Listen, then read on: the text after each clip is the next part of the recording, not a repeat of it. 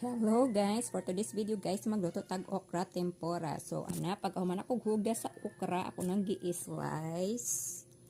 Dayon naagbatil ko og itlog og naatay crispy fry. So ato na siya i-ligid-ligid nga. So let's get started. Magluto sorry sa ta for today's video.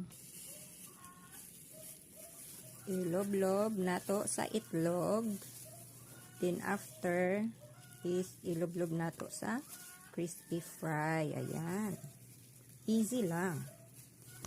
Same procedure lang until mahuman. So ayan, coated na siya ng lahat ng egg o crispy fry. So ready to fry na. So ayan. Maglagay na tayo ng mantika.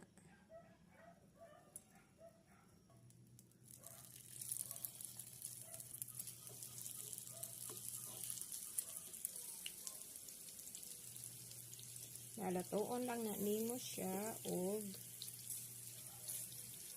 low heat lang. Kay diyot naman na maluto ang okra.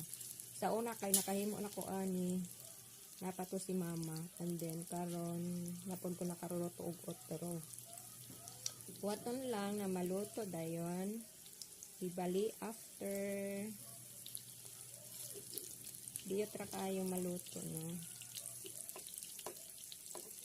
Ayan. Bali yan. Yan, nabali na ang tanan. Ayan.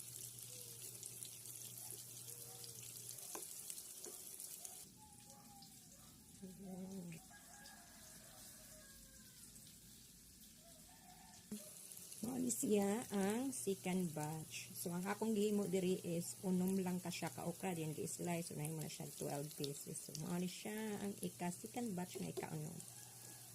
Diyot ra kayo siya maluto.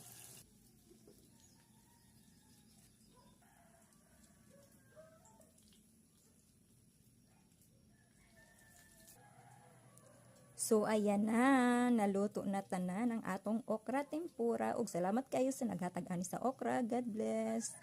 Thank you for watching. Nakahimo na ta sa okra tempura, mga una ta.